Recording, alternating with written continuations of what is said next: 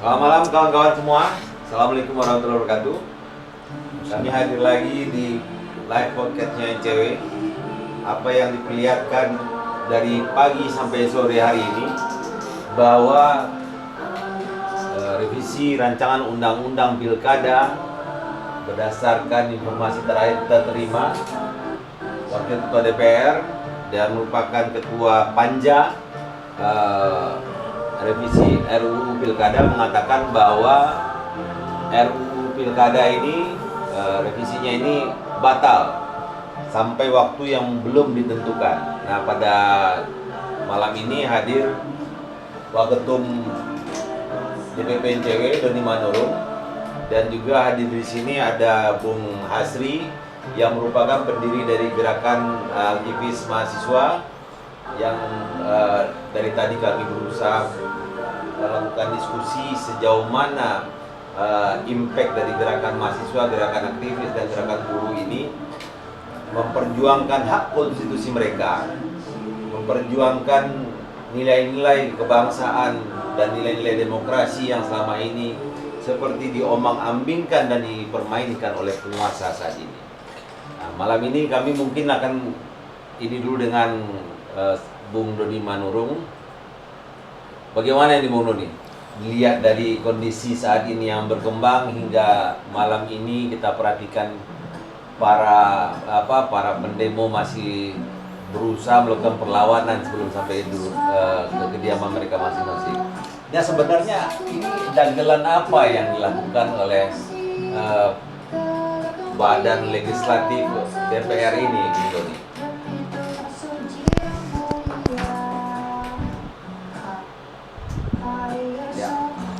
Ya, selamat malam teman-teman. Selamat malam para aktivis, adik-adik mahasiswa, masyarakat, influencer, komikus yang dari tadi pagi bersama-sama kita melihat perjuangan di depan DPR untuk membatalkan revisi rancangan undang-undang pilkada yang mau diputuskan oleh para paripurna ya. Iya, diputuskan oleh bapak-bapak di DPR RI. Iya. Tapi yang pertama-tama ini dagelan ya. Ya. Dagelan ini ada yang diuntungkan dulu pertama, Pak Ketum. Yang pertama diuntungkan itu adalah bagian penganggaran di DPR. Ya, kenapa bisa gitu Bung Doni? Anggaran baru, pagar roboh ya kan? Ini hal-hal biasa ya yang terjadi jika ada penyampaian aspirasi dari masyarakat. Dan biasanya kondisi ini malah menguntungkan bagi pihak-pihak tertentu. Beberapa pihak. Ya. Dari kepolisian. Ya. Anggaran pengadaan gas air mata. Tadi kita perhatikan di berbagai media, itu mahasiswa sudah dipukul mundur, sudah jauh, tapi tembakan gas air matanya kok masif sekali. Sebenarnya mungkin percobaan. Apakah ini masih berfungsi dengan baik alatnya, pelontarnya kan? Jadi kita jangan negatif thinking dulu. Ini mungkin perlu dikalibrasi. Ya kan? Nah, kalibrasi ini ya mungkin inilah saatnya bahwa kehandalan dari peralatan ini masih oke. Masih oke. Ya. Itulah. Nah, yang pertama saya terima kasih kepada teman-teman semuanya. Kita aplaus, angkat topi buat teman-teman mahasiswa. Apresiasi lah kepada apresiasi sebesar-besarnya, dan saya merinding. Iya. Teman-teman mahasiswa, teman aktivis buruh, masyarakat sipil, influencer, para pelajar, para artis. Bahkan para pelajar ini masuk jam-jam genting. Iya. Jam-jam genting ini. Ketika abang-abangnya sudah mulai kelelahan, nah ini mereka datang. Energi baru dari kawan-kawan pelajar. Kalau kata Bung Hasri, di Makassar itu disebutnya anak kucing. Iya. Yang nggak mati-mati. Nyawanya 9 nyawa ya. Nah, saya applause lah buat teman-teman pelajar yang sudah mempunyai kesadaran politik sejak dini, ya kan. Saya harap ketika mereka masuk ke jenjang berikutnya lebih tinggi pendidikan, mereka tetap menjaga idealisme mereka dalam merawat bangsa ini. Itu yang pertama. Tapi begini Bung Doni, kita selain memberikan apresiasi ke teman-teman mahasiswa, aktivis pergerakan, aktivis buruh, termasuk dengan masyarakat sipil dan mungkin masyarakat lainnya yang datang ke gedung DPR RI untuk menyampaikan aspirasinya, penolakan terhadap percobaan, dalam bahasa kita ini percobaan menggagahi konstitusi yang dilakukan berkali-kali dan berulang-ulang. Kira-kira pernyataan yang disampaikan oleh Wakil Ketua DPR RI ini, ya ini mungkin apakah ini datang dari dari anggota balik atau dari anggota panja, atau ini bisa jadi ada permintaan dari calon presiden terpilih. Menurut Bung Doni dan Bung Hasri, ini apakah ini sinyal yang mengatakan bahwa Prabowo tidak suka aspirasi rakyat tidak didengar oleh wakil rakyat di DPR RI? Menurut Bung Doni, nanti saya ke Bung Hasri. Kalau menurut saya kayaknya iya. Kayaknya Pak Presiden terpilih, Pak Prabowo, menginstruksikan kepada Bang Dasko untuk segera batalkan itu. Karena yang saya tahu ya, sekarang Pak Prabowo itu mencoba untuk mendengar seluruh aspirasi masyarakat. Nah, ketika ini sudah bergejolak, Pak Prabowo pasti melihat dia mungkin tidak mau mengawali masa pemerintahannya dengan kegaduhan. Bahkan kalau menurut analisa saya tadi, kalau tidak dibatalkan, gelombang masa ini akan menjadi bola api, makin besar, dan tak bisa direduksi kembali. Ini coba kita dengar dari Bung Hasri ini. Bung Hasri ini kan mengawali kehidupan profesionalnya ini dari aktivis mahasiswa dan akhirnya mendirikan yang namanya Gerakan Aktivis Mahasiswa atau GAM. Nah, Bung Hasri, kehadiran Bung Hasri di sini bagi kami di NCW ini sesuatu yang luar biasa. Artinya pandangan-pandangan dari pendiri Gerakan Aktivis Mahasiswa ini yang memiliki jaring-jaring di seluruh Indonesia, apa sih yang terjadi sebenarnya hari ini? Mengapa tiba-tiba dari panja ini membatalkan ini? Apa sebenarnya? Biasa orang lapangan ini pasti lebih tajam ininya. Siap, terima kasih atas kesempatannya Pak Ketum. Jadi memang menarik, ini satu fenomenal baru di Republik ini. Ya, DPR RI melalui Balik, Badan Legislasi di DPR, menelanjangi dirinya sendiri. Menelanjangi, ini bahasa yang lebih ini lagi ya. Menelanjangi dirinya sendiri. Sebab gimana itu, Bung? Mereka ini kan dianggap sebagai perwakilan rakyat. Lah terus sebenarnya yang mau didengarkan ini siapa? Kok berani-beraninya melakukan panja ya dalam rangka pengen merevisi ya hasil putusan MK.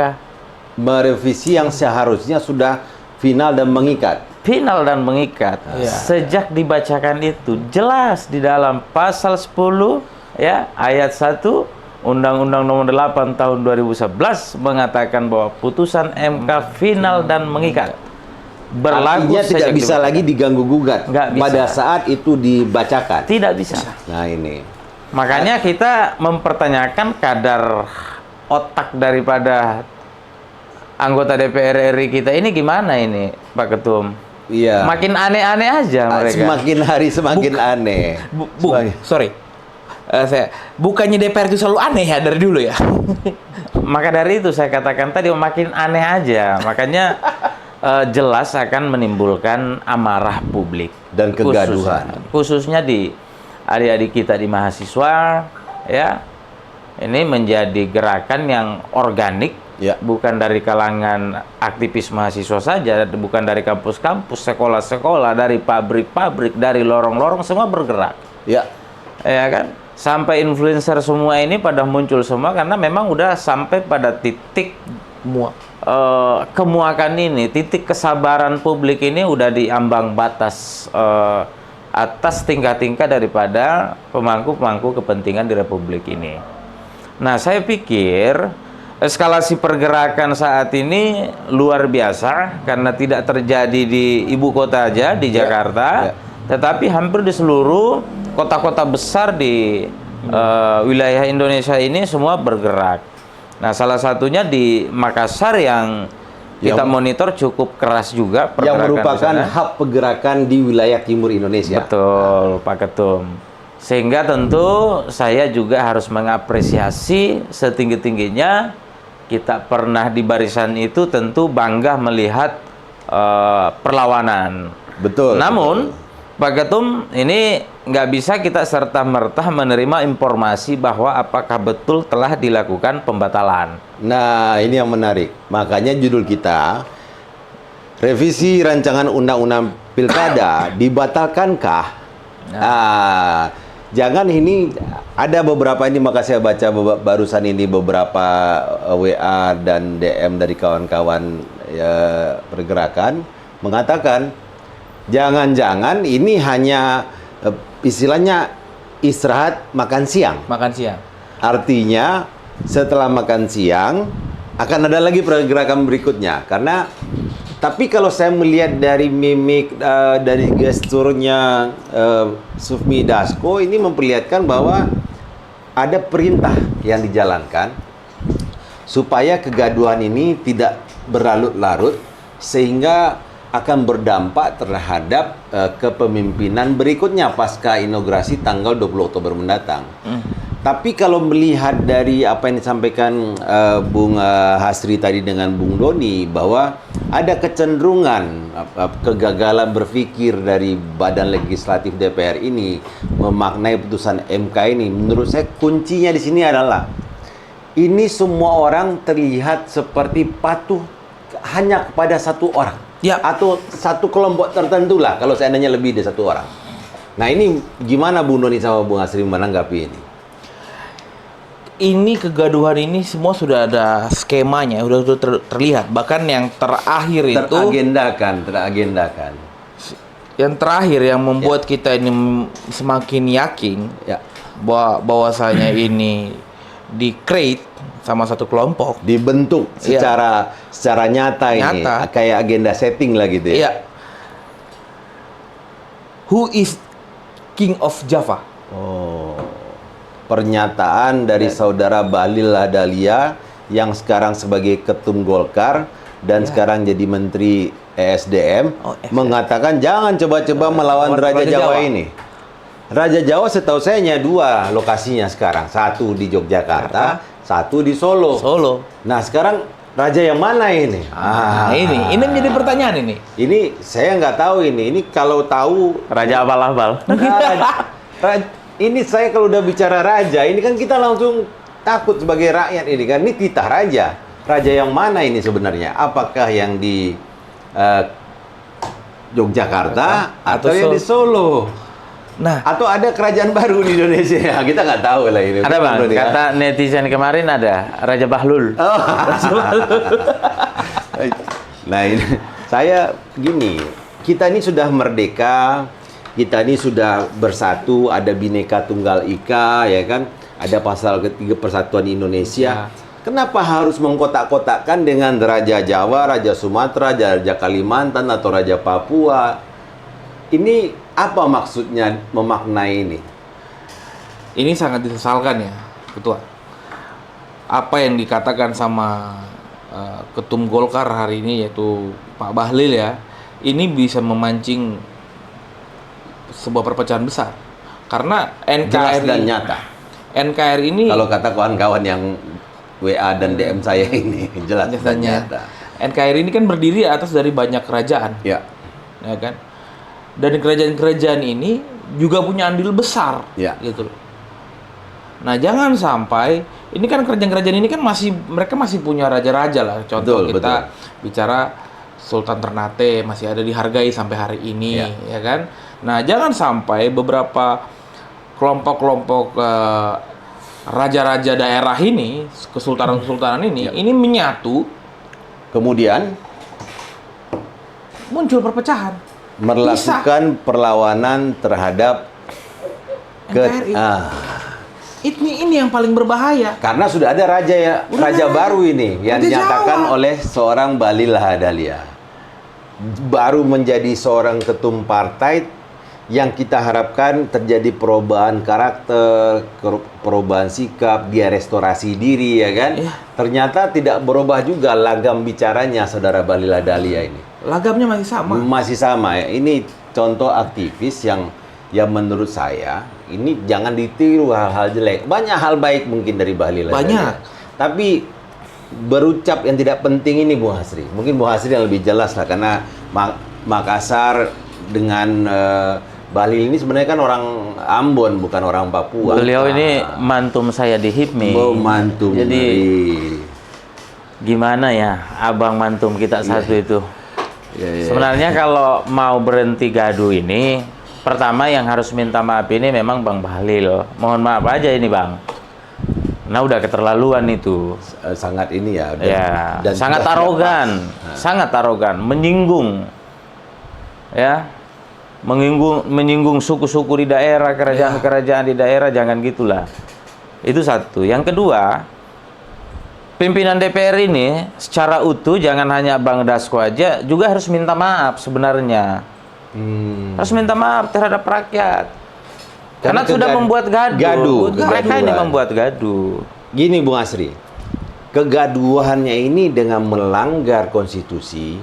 Kalau seandainya kita malam ini berusaha mencari informasi. seberapa fatalkah badan legislatif ini, siapa namanya ketua baliknya itu? Ahmad Badawi.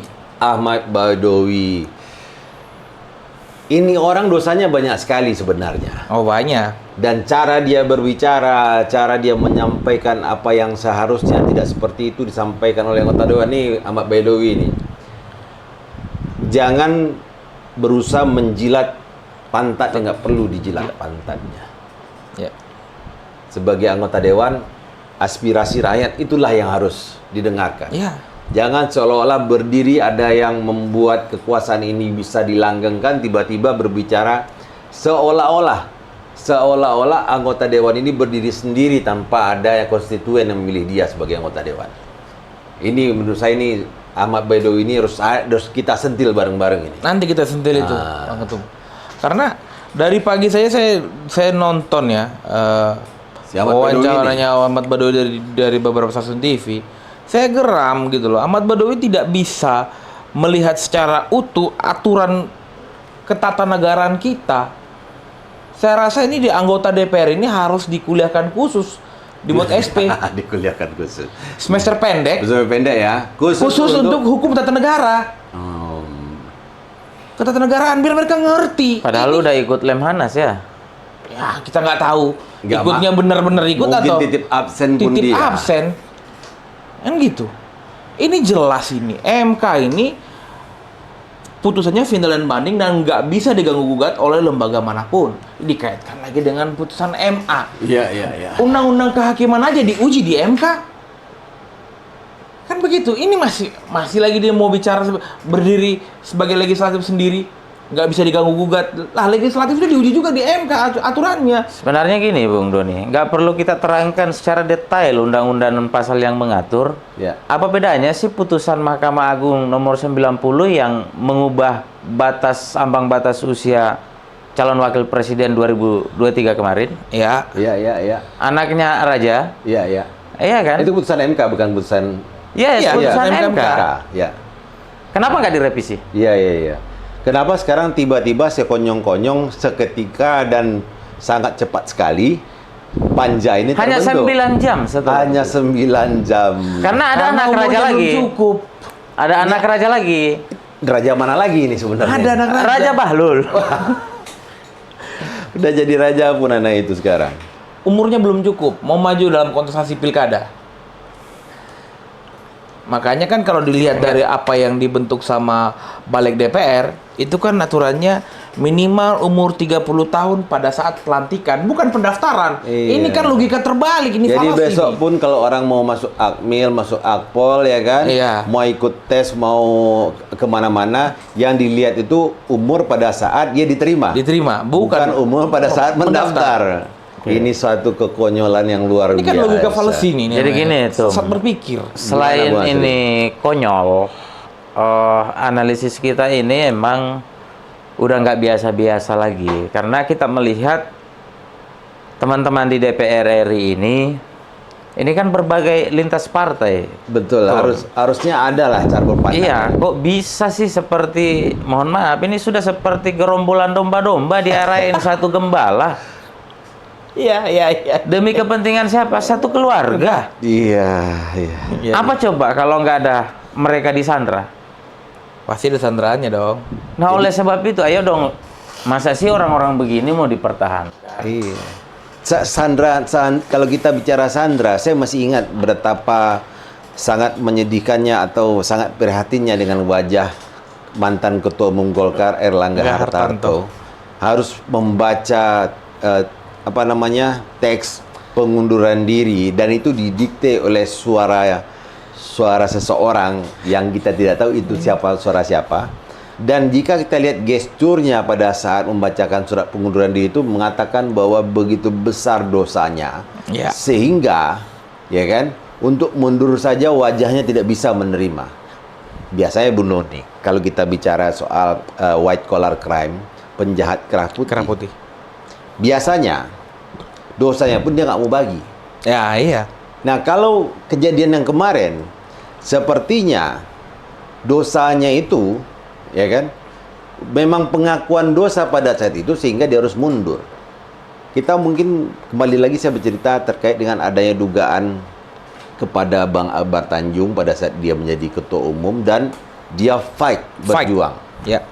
Kekuasaan tidak bisa menghentikan dia sebagai ketua umum partai yang sangat senior, partai modern, yang tertua, yang berasal dari golongan karya. Ada apa ini sebenarnya? Dan jika seandainya tingkah pola berpolitik begini terus-menerus dilakukan seperti ini, Bung Doni dengan Bung Hasri besok tidak ada lagi peluang untuk bisa berbicara lebih lantang di depan publik. Karena main sandra semua. Ini sudah ditunjukkan karena gini, Bang Ketum. Emang Bapak Raja ini nggak punya dosa? Anak-anaknya tak punya dosa? Mantu-mantunya nggak punya dosa? Cucu? Itu lagi satu.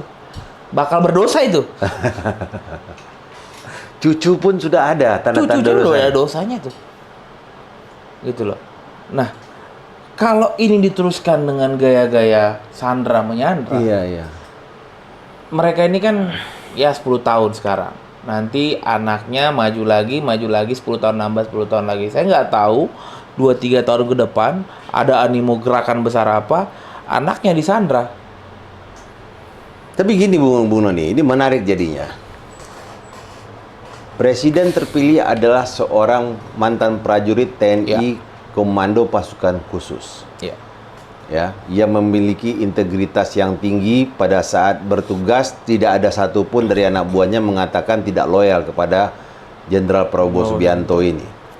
Nah, kira-kira sama nggak kekhawatiran saya terhadap Prabowo begitu dia menjabat, terhadap ancaman-ancaman yang mungkin akan terjadi pada saat transisi kekuasaan ini sudah diserahkan ke tangan Prabowo Subianto. Dengan melihat bagaimana upaya-upaya raja-raja yang ada sekarang ini melanggengkan kekuasaannya, menempatkan keluarga-keluarganya pada posisi-posisi penting di tempat-tempat yang dianggap sangat strategis di Indonesia. Gimana ininya? Kalau saya masih yakin dengan Prabowo Subianto ini akan bisa memperjuangkan hak-hak rakyat. Ya, kalau itu saya yakin, Bang. 10 tahun masalahnya dia berjuang untuk bisa membela konstituen dia, memilih dia. Iya, kalau itu saya yakin. Saya udah ngelihat gini, 10 tahun Prabowo ini berjuang, mencalonkan terus. Kemarin kalah, hari ini menang. Ya. Ini kan sudah menunjukkan konsistensinya dia.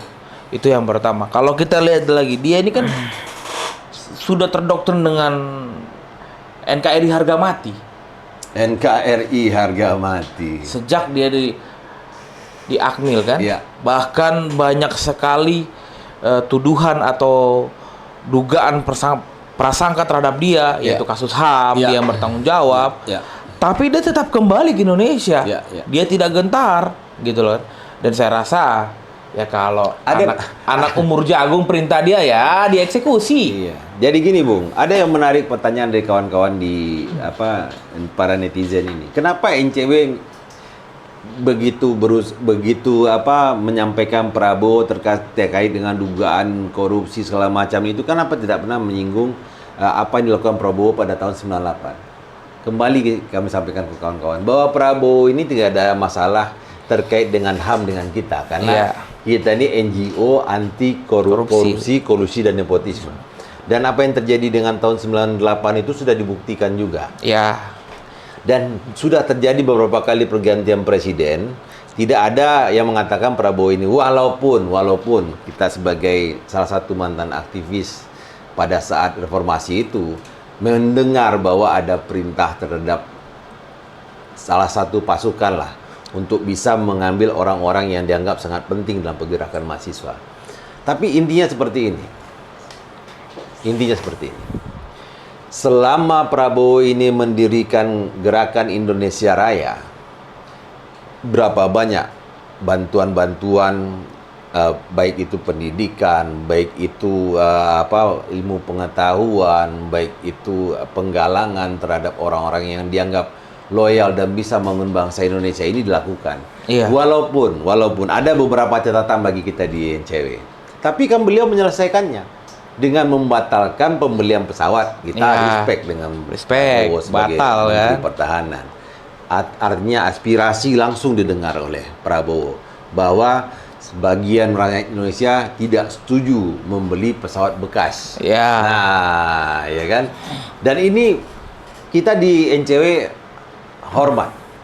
Artinya aspirasi rakyat seketika didengar oleh Prabowo. Langsung dibatalkan. Langsung dia batalkan pembelian. Kita tidak melihat apakah itu prestasi NCW sehingga batal. Tidak mungkin banyak orang lain memberi masukan. Menyuarakan itu juga. Tapi khusus yang sekarang ini, saya memiliki keyakinan bahwa Prabowo tidak mau ada kegaduhan, tidak mau ada keributan, makanya diminta seorang Sufmi Dasko untuk menyatakan batal. Sekarang Bu Nuril, kira-kira tanpa mereka berkumpul panitia kerja ini, Sufmi Dasko bisa menyatakan batal. Kekuatan luar biasa apa yang mendorong itu bisa diucapkan ya, Bu Hasri? Bu Hasri. Ya, jadi karena menyinggung Prabowo ya, kalau saya Prabowo sampai detik ini saya menganggap beliau ini orang yang paling demokratis di bangsa ini. Bukan 10 tahun, 20 tahun beliau merawat demokrasi ini, mulai bersama Ibu Megawati mencalonkan sampai dengan Hatta Rajasa, Sandi Uno, terakhir dengan Gibran. Baru jadi. Artinya kurang apa kemudian Pak Prabowo ini dalam merawat demokrasi ini, taat, tunduk, taat dan patuh terhadap sistem demokrasi kita. Nah sekarang tiba-tiba kemudian demokrasi ini mau dikerangkeng dengan perselingkuhan antara istana dengan gedung kura-kura. Iya. Ini nggak bisa. Ya. Sehingga yang akan menghasilkan anak haram jadinya ini. Sehingga saya kira Prabowo pasti melihat ini. Saya yakin dan percaya Prabowo memantau dengan jelas.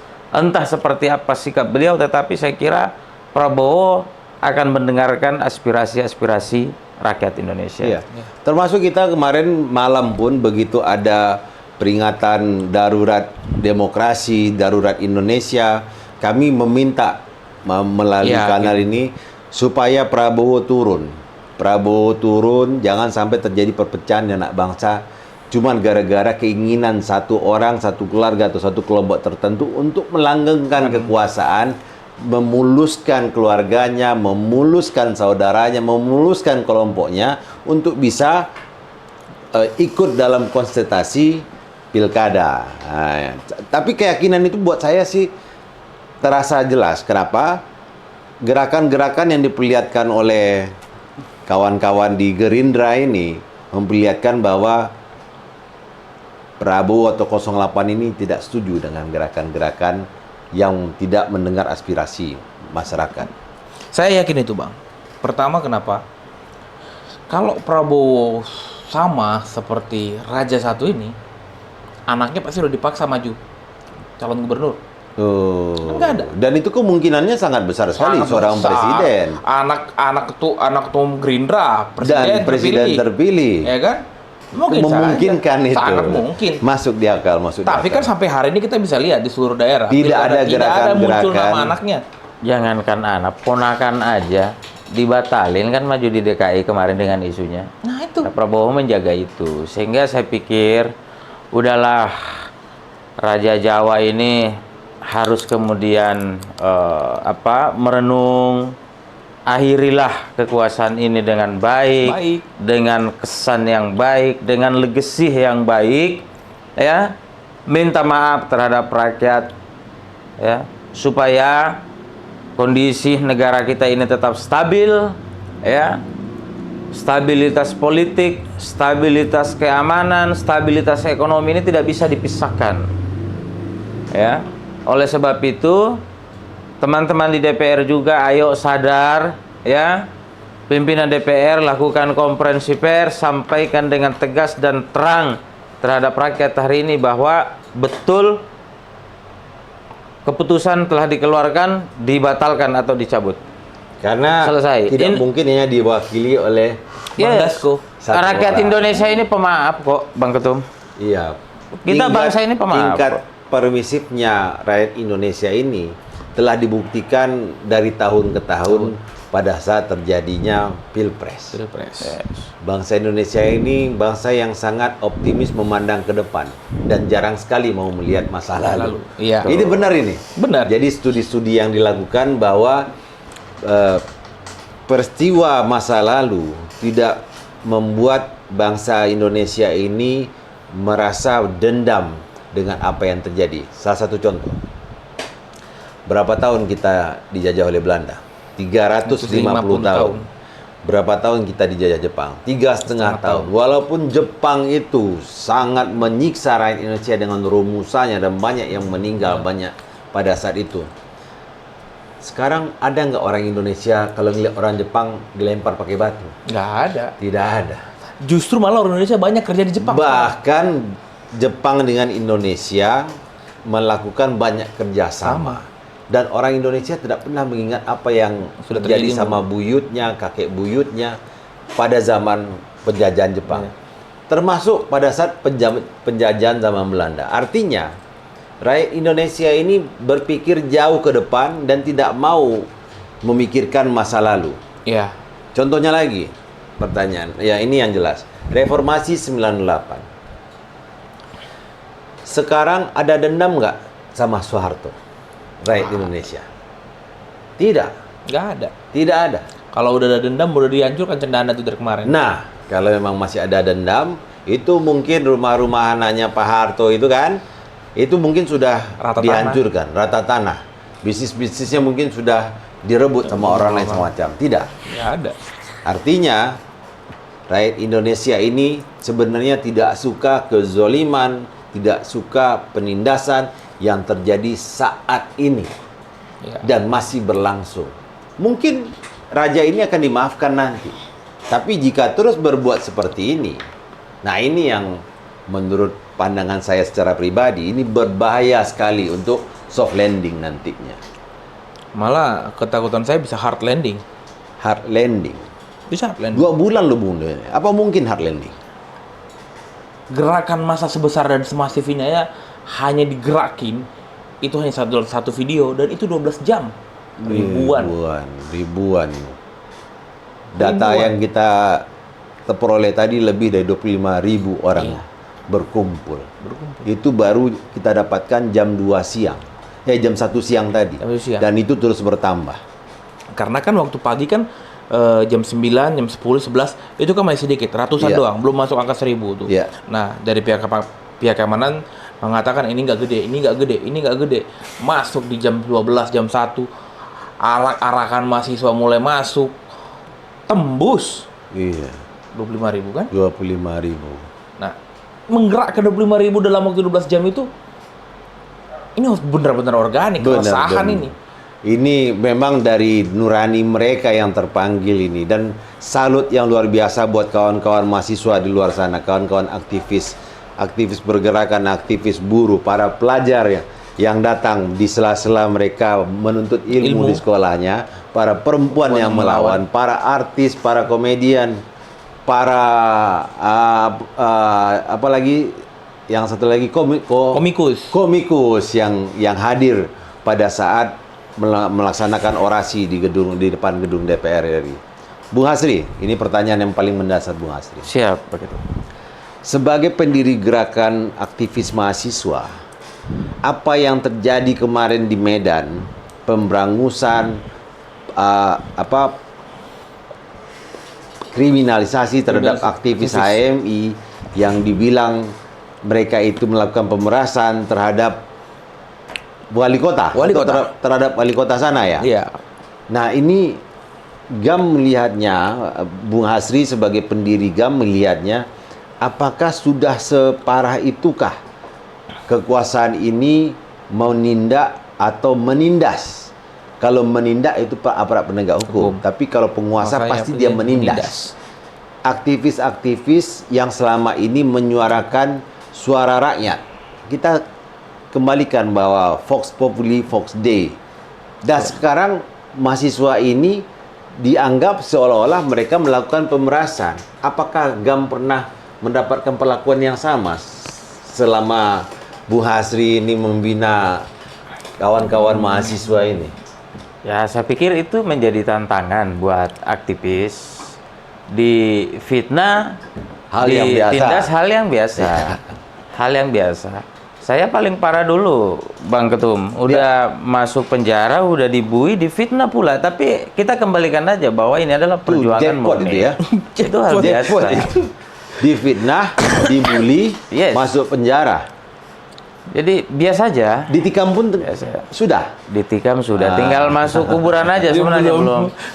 Tuhan belum mengizinkan. Perjuangan masih panjang, Bang. Inilah salah satu kucingnya itu.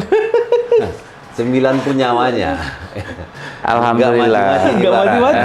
Artinya dasar-dasar itu juga kemudian membuat kita lebih teguh kepada prinsip kita bahwa kepedulian kita, apapun profesi kita hari ini, kepedulian kita terhadap bangsa dan negara ini tidak boleh goyah. Apalagi ini sekaitan dengan konstitusi. Konstitusi negara kita ini adalah negara hukum, resta. Jadi tidak bisa kemudian kekuasaan lembaga apapun, baik itu legislatif, baik itu eksekutif, kemudian itu yudikatif ya, dengan seluruh powernya mau mengkoyah-koyah konstitusi kita. Ini adalah benteng pertahanan kita. Benteng kita adalah konstitusi. Ketika ini diganggu gugat, maka selesai, perlawanan akan muncul. Sama halnya kalau di kaum Islam atau di Nasrani, Kristen, konstitusinya adalah Al-Quran. Untuk Islam, di Kristen konstitusinya tentu Injil. Bible. Kalau ini misalkan ingin digoyah-goyahkan siapapun itu, pasti terjadi perlawanan. Pasti terjadi perlawanan. Dan ini masif tentunya. Sangat. Ini organik, pergerakan organik yang tidak bisa kemudian dibendung siapapun. Oleh sebab itu, melalui kanal ini juga, Bang, penting kiranya kemudian kita berpesan kepada aparat penegak hukum tentunya untuk tetap menjaga stabilitas, jangan lakukan tindakan-tindakan yang represif dan berlebihan dalam rangka mengamankan aksi unjuk rasa. Tetap pada SOP. Karena jam-jam begini ini kan masih ada nih pergerakan ini. Ini jam-jam rawan ini, jam 9 ini. Jam rawan, mata masih menyala. Yang ditakutkan DPR hadir nih, tiba-tiba ketok palu ya kan? Ya, hati-hati provokasi. Jam-jam segini jam-jam rawan, sehingga tentu ya kembali bahwa mudah-mudahan anggota DPR kita ini sadar semua ya, menyadari ini, jangan menelanjangi lagi lah diri kalian, ya kan? Ini marwah rakyat ini juga ada di gedung kura-kura ini. Karena memang kan gedung itu kan gedung Dewan Perwakilan Rakyat. Artinya mereka itu kan hanya wakil dari kita. Wakil dari kita. Kita yang punya rumah itu. Iya, jadi kok sekarang ada yang arogan seolah-olah mereka yang ngatur kita. Ngatur kita. Harusnya kita yang ngatur mereka. Kemarin aja ngemis-ngemis minta suara kita. Iya. Kemarin ngemis-ngemis. Ngemis-ngemis Apa minta contoh suara, ngemisnya? Kasih baju. Kasih baju, sembako. Kasih sembako. Iya Ya kan? Terakhir adalah ngasih merah-merah Soekarno. Ah. Ngemis nggak itu? Ngemis. Ngemis. Mohon-mohon minta suara. Pilih Pilih aku. aku. Ya kan? Ada lagunya juga itu. Nah sekarang kebalik. Sudah. Sekarang merasa setelah terpilih kayak penguasa kali, nggak tahu dia kalau kita cabut suaranya tahun depan, nggak ada yang pilih, Nggak ada yang pilih. jadi rakyat biasa udah itu. Balik. Balik itu jadi biasa. Dan nggak akan dihargai Nah lagi. ini makanya saya mengimbau seluruh rakyat Indonesia. Rakyat Indonesia pasti tahu anggota Panja ini berada di dapil mana. Tidak perlu kita merusak gedung DPR itu. Tidak perlu kita susah-susah berhadapan dengan aparat keamanan yang menjaga keamanan stabilitas. Melalui gerakan tangan ini aja. Siapa di situ? Ketua Balek. Siapa namanya? Ahmad Badawi. Ahmad Badawi. Dapil mana dia? Saya lupa. Rakyat melakukan perlawanan untuk tidak memilih Ahmad Badawi. Ahmad Badawi lagi untuk periode berikutnya. Periode sekarang masih terpilih. Oh, saya belum cek. Nanti coba Nah, kita kita cek. cek dulu nih. Kalaupun dia terpilih, rakyat Indonesia, kami DPJW meminta berpikir ulanglah untuk memilih orang-orang seperti Ahmad Badawi ini di pemilihan berikutnya. Karena ini orang tidak mau menerima aspirasi dari rakyat Indonesia dan dengan sombongnya menyampaikan bahwa kami telah melakukan ini pada bulan November tahun lalu Bla dan bla ini bla bla. suatu kebohongan yang nyata. Ahmad Badawi, hati-hati Tunggu. dengan kebohongan-kebohongan yang kau lakukan itu dan tunggu pembalasan dari Tuhan nantinya. Dan tentu pembalasan dari rakyat yang berada di dapil yang memilih kau, Ahmad Badawi. Kita lihat nanti dia. Nah ini pertanyaan satu lagi nih, barusan ada DM. Ada perusakan kantor Golkar walaupun di luar-luar sana. Di luar-luar. Ya, tadi saya sempat lihat. Dan ini masif disebarkan di media sosial. Teriakannya pun teriakan yang sangat tidak, menurut saya agak elok ya. tenot, tenot gitu. Iyalah. Setiap mau kita omongin jadi tenot, Tenot kan? ya. Artinya sekelas pelajar dan mahasiswa aja melihat bahwa terjadi pengangkangan demokrasi, terjadi kezoliman terhadap seorang Erlangga Hartarto yang mereka pun juga tahu Erlangga Hartarto pasti ada dosanya. Iya. Tapi dosa yang dibuat oleh ketua umum yang baru ini dengan menciderai nilai-nilai demokrasi, dengan melakukan penyanderaan dengan kekuasaan yang dimiliki atau diberikan, ini ternyata diperlihatkan oleh mahasiswa dan pelajar tadi bahwa Golkar bukan lagi sebuah partai yang patut disegani. Golkar bukan lagi sebuah partai yang benar-benar menaungi dengan pohon beringinnya rakyat Indonesia ini. Kenapa Bung Indonesia bicara kayak gitu? Bapak saya dulu juga pengurus Golkar. Jadi saya tahu Golkar ini nggak semudah itu untuk dihancurkan. Jelas, Bang. Filosofi Golkar sini pohon beringin, pohon kuat yang bisa akarnya kemana-mana, akar tunggangnya kemana-mana. bahkan akar serabutnya bisa jadi akar tunggang, Bayangkan itu. gitu kan? Nah, Sekarang bisa jadi meja, dipotong. Ini jadi meja kah? jadi meja. Mati mak. Nah ini buat senior Golkarnya, mohon maaf senior. Hari ini saya melihat Golkar kedepannya akan kehilangan elektabilitasnya. Sangat. Akan Dengan kehilangan. kondisi seperti ini sangat sekali. Beberapa tokoh-tokoh Golkar mengundurkan diri seperti Wanda Hamidah. Iya. Perempuan yang melawan lah di Golkar. Iya, mengundurkan diri. Yusuf Hamka, Yusuf Hamka. pengusaha yang selama ini Bahkan negara punya utang sama dia. Negara tuh punya utang sama Yusuf Hamka. Betul ya. Yang tol ya. Tol. Siapa lagi? Itu sudah mulai mengundurkan diri semua. Ada lagi yang mundurkan diri saling mereka berdua. Siapa kemarin itu? Saya lupa itu. Saya lupa, ada satu lagi kalau nggak salah. Bahkan kalau kita bicara kekecewaan bagaimana Golkar ini mengatur kadernya, seorang Airin tidak bisa mencalonkan diri. Padahal elektabilitasnya luar biasa tinggi untuk di Provinsi Di Banten. Banten. Ada apa ini dengan Golkar? Besok kita bahas. Besok kita yang bahas. lebih detail. Ada apa dengan Golkar? Tapi sebagai bentuk penutup ini, Bung Hasri. Siap. Seperti apa kawan-kawan mahasiswa yang memiliki kedekatan dengan jaring GAM ini atau Gerakan Aktivis Mahasiswa ini, tanggapannya dengan konstelasi politik saat ini terkait dengan mulai timbulnya organik aktivis mahasiswa pelajar muncul menyampaikan aspirasinya. Selama ini, mohon maaf, saya sendiri sebagai mantan aktivis, masih aktivis juga karena masih di LSM kan, melihat terjadi degradasi, terjadi declining terhadap mental untuk berjuang, tiba-tiba sekarang muncul lagi. Ini apa ini yang terjadi sebenarnya di tengah-tengah pergerakan aktivis mahasiswa ini, Bu Asri? Ya, jadi tentu pertama sekali lagi kita ucapkan terima kasih kepada siapapun, kelompok manapun, ya, kelompok social society ini dalam rangka melakukan agent of change, melakukan perlawanan.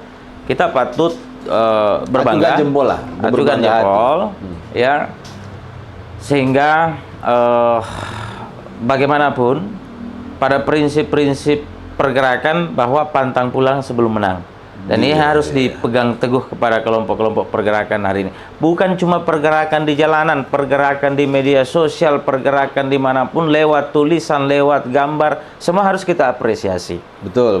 Karena memang ini betul-betul menjadi perhatian seluruh publik. Itu tadi saya katakan begitu, bahwa ketika konstitusi kita mau diacak-acak, maka tentu ini akan memunculkan reaksi. Betul. Karena keimanan bernegara kita ada di konstitusi. Ini keimanan bernegara ini. Ini saya bahasa-bahasa begini saya masih ingat bahwa untuk bisa menjaga konstitusi ini seperti menjaga agama sendiri. Karena dalam bernegara yang kita kenal Alkitab kita itu adalah konstitusi. Jadi keimanannya ini baru tiang imannya ini yang harus dijaga sekarang. Ini bahasa-bahasa Bung Asri ini membangkitkan lagi nih darah juang mahasiswa dan aktivis di luar sana ini. Terus kan Bung Asri? Saya pikir juga kelompok-kelompok organisasi advokat ini kan sudah ada informasi juga akan melakukan pergerakan. Katanya dari besok, dari Pradi. Besok ya Pradi Suara Advokat Indonesia, Ketua Umum Junifer Gerson. Saya juga udah teriak-teriak tuh di grupnya organisasi advokat Kongres Advokat Indonesia, Bang Ketum, karena saya bernaung di KAI.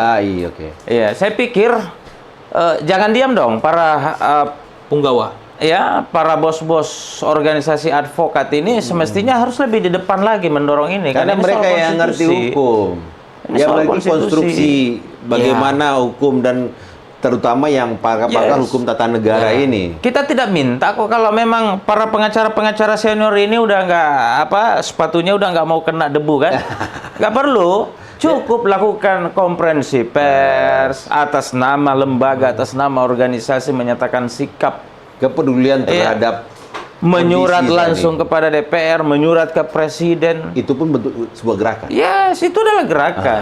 Saya katakan tadi di grup pemuda-pemudi Indonesia. Karena banyak juga kan yang mencibir pergerakan tadi ini. Saya katakan ya jangankan mahasiswa, jangankan komika, jangankan aktivis jalanan, kambing aja kalau dia ikut bersuara melawan konstitusi ini patut kita jempol itu. Bersuara mbek pun di depan itu.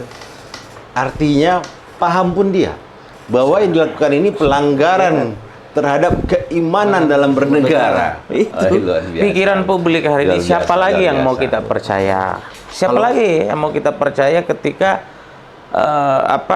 lembaga-lembaga ini mau berseteru hanya karena kepentingan kelompok tertentu, satu anak raja, keluarga tertentu? Gak bisa, pasti amarah ini akan muncul, Bang Ketum. Dan kita berharap sih perjuangan ini berakhir dengan baik. Ya, DPR minta maaf. Ya kan, Presiden minta maaf. Tidak perlu gonjang-ganjing lah Republik ini hanya karena persoalan istilahnya memek-memek yang lagi nyebar itu, Bang Ketum. Meme. Inilah kalau jangan salah sebut ini. Nanti kita kena ban ini, Bu Hasri. Meme yang beredar.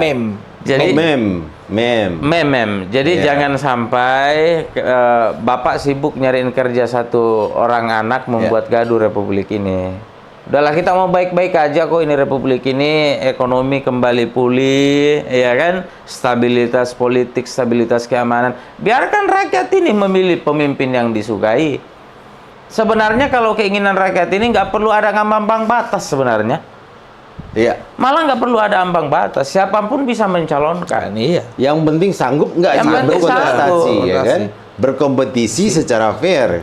Karena kan rakyat muak, kita menyerahkan hak kita kepada partai politik, Tinggal katakanlah seperti itu. syarat-syaratnya sehingga tidak menjadi 100 orang pun calonnya.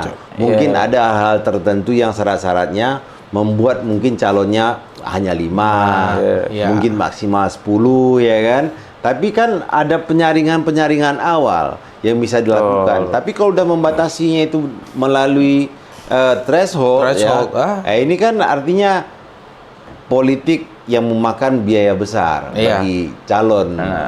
Kalau kepala penyempurnaan atas dasar penyempurnaan revisi undang-undang itu dilakukan, lah itu emang keinginan masyarakat. Tetapi kalau kemudian menganulir yang dari Putusan MK. daerah. Ya, ini nggak benar. Ini sedikit lagi loh, sedikit lagi. Tanggal 27 mulai pendaftaran, sampai tanggal 29. ya. Oleh sebab itu kita jaga stabilitas keamanan, stabilitas Mengingat batas pendaftaran ini, kira-kira menurut Bung Hasri dan Bung Doni, ada nggak langkah-langkah yang kita ini akan tertipu tengah malam ini? Tiba-tiba begitu akan mendaftar, ini baru tanggal 22. 27 ini masih ada 4 hari lagi efektif ini. Iya. Kira-kira benar-benar dibatalkankah revisi rancangan undang-undang pilkada ini? Atau ini hanya sekedar untuk menenangkan masa yang ada sekarang? Tapi kalau melihat dari gimana gesturnya Sufmi Dasko, saya melihat bahwa ini adalah sebuah perintah. Tapi Benar-benar kan batal ya? ini baru satu orang atau baru satu partai yang menyampaikan ini. Kan partai yang lain belum. Contohnya apa? Ahmad Baidowi dari Nasdem. Nasdem. Ya kan? Iya. Yang banyak sekali pun dosanya. Ya kan? Belum lagi yang lain-lain yang menjadi anggota panja ini. Apakah ini bisa dianggap korum, Bung Hasri, Bung Doni? Pernyataan yang disampaikan oleh ketua panja ini, apakah sudah mewakili tanpa rapat? Saya pikir begini, Bang Gedum ya. Ya. Saya sih lebih ekstrim, bukan membatalkan sebenarnya. Karena memang nggak layak untuk kemudian diperbincangkan di DPR. Membubarkan. Nah, Bubarkan itu. bubarkan itu. Balik-balik nggak jelas, panja-panja nggak jelas ini. Habisin anggaran aja itu kerjaannya tuh. iya kan ada Bubarkan honornya aja. Bubarkan pimpinan Ini yang DPR. lebih konkretnya ini. Itu harus lebih konkret. Lebih konkretnya sebenarnya bukan membatalkan dan berusaha untuk melakukan revisi pada Yes, Bang masa Gedum. berikutnya. Karena ketika mereka berani melanjutkan, maka mereka akan melawan hukum. Oh. Ini akan berhadapan hukum. Dan kita siap untuk itu. Kita lah LP aja semua ini anggota DPR yang Bahwa terjadi Makar. terhadap konstitusi. Iya, jelas. Ini Murtad konstitusi. terhadap konstitusi kita. Itu dia. Ini. Agama negara kita diganggu gugat kan gitu. Betul. Tapi saya berharap apa yang sudah dikatakan Bang Sufmi tadi, Sufmi Dasko, ini menjadi suatu hal yang benar-benar dibatalkan ya. Ya. Bukan hanya untuk meredakan situasi, tiba-tiba. Tapi memang secara konkret mengatakan bahwa apa yang pembentukan panja revisi RUU Pilkada ini sebenarnya haram. Bisa dikatakan haram atau bagaimana? bisa dikatakan haram. Karena memang yang dilakukan ini akan menghasilkan Anak haram, aturan haram. aturan haram. Karena jelas itu kan putusan MK, nggak bisa diganggu-gugat lagi. Tapi tadi dibilang sama siapa namanya ketua balik ini? Ahmad Badawi nggak jelas. Saya itu. nggak pernah ingat nama Ahmad Badawi. Itu nggak jelas itu satu balik itu. Ini yang disampaikan ini sebenarnya cara berpikir dia yang salah atau dia memang pura-pura bodoh bahwa ini adalah pelanggaran terhadap konstitusi. Kalau menurut saya pura-pura bodoh. Pura-pura bodoh. Pura-pura bodoh. Karena Bodoh, mungkin bodoh pun tidak. Iya, saya yakin dia tahu. Saya yakin Ahmad Badawi tahu, hanya saja Ada tekanan. Ada tekanan. Tersandra lagi. Tersandra. Masya Allah, tabarakallah. Gitu kan? Ada aja. anak gue mau masuk, ya kan? Lu kalau macam-macam, Masuk lu kayak bapak lebaran yang ya? kemarin lagi. Alamak, mati majang. Kan gitu. Iya, betul, Kan? betul. Saya yakin Bang Ahmad Badawi pasti tahu aturan itu. Ada kemungkinan dia tersandra juga ini. Ada kemungkinan. Ada kemungkinan. Coba kita selidiki besok. Nanti kita Sejauh selidiki. mana penyanderaan terhadap ketua balik sehingga sekonyong-konyong dia itu bisa mengatakan bahwa keputusan MK ini bisa dirubah melalui revisi rancangan undang-undang. Kita coba lihat di sana ya. Kita lihat di sana seperti apa itu dosa-dosa yang dibikin oleh Ahmad Badawi ini. Mudah-mudahan segera kita temukan dan melalui kanal NCW dan kita publish. No Viral No Justice yang selalu hadir ke tengah masyarakat ini, kita publish apa dosanya seorang Ahmad Badawi sehingga terlihat seperti tersandra dia melakukan kegiatan makar melawan konstitusi. Ya, Bu Doni, Bu Hasri, terima Siap, kasih kehadirannya malam ini. Pembicaraannya diskusi yang sangat menarik, mungkin bisa mencerahkan kawan-kawan di luar sana. Dan saya berharap banyak kawan-kawan aktivis, banyak kawan-kawan yang sudah menjadi pengamat ekonomi, pengamat politik, pengamat komunikasi, Pakar hukum yang bisa hadir ke NCW memberikan insight, yang memberikan highlight terhadap permasalahan dan kondisi-kondisi yang berkembang di Indonesia saat ini. Terima kasih untuk kehadirannya. Kawan-kawan semua di luar sana, perjuangan mahasiswa, perjuangan aktivis buruh, perjuangan aktivis pergerakan, perjuangan para komedian, para artis, para pelajar di luar sana, para komikus di luar sana, para masyarakat sipil di luar sana, dan semua perempuan melawan di luar sana terhadap kezoliman, terhadap carut marut demokrasi diadu-adu, pemutarbalikan fakta-fakta oleh oknum-oknum penguasa dan oknum-oknum dewan ini. Akhirnya pada hari ini, pada malam ini berakhir kemenangan sementara.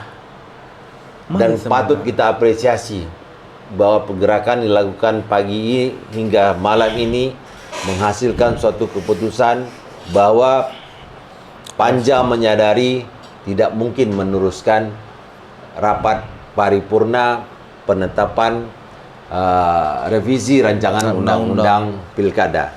Selamat bertarung para pejuang di luar sana untuk pilkada, dan jangan ragu kami rakyat Indonesia akan terus menyuarakan keadilan, menyuarakan demokrasi. Ini menjadi tiang bagi kita menjalankan pemerintahan di Indonesia. Dan kawan-kawan aktivis terutama Bung Hasri dengan gerakan aktivis mahasiswa, Bung Doni di luar sana juga beraktivitas masih dengan adik-adik di GMKI dan pergerakan lainnya. Mahasiswa lainnya. Nah, ini tetaplah supaya kita rajut hubungan ini menjadi lebih baik. Terima kasih atas atensi, terima kasih atas kehadiran dan selalu mensupport acara kami di podcast Live NCW dan No Viral No Justice. Kami akan kembali ke podcast berikutnya dengan topik-topik yang lebih menarik, dengan fakta-fakta yang lebih menarik untuk disampaikan ke seluruh rakyat Indonesia. Demikian kami sampaikan. Jika ada kata-kata kami yang kurang pas, kurang berkenan atau ini, kami mohon maaf, dan ini tidak ada bermaksud menyudutkan 1, 2, atau 3 orang. Kami hanya menyudutkan penjahat demokrasi di Indonesia. Wabillahi taufiq wal hidayah. Wassalamualaikum warahmatullahi wabarakatuh.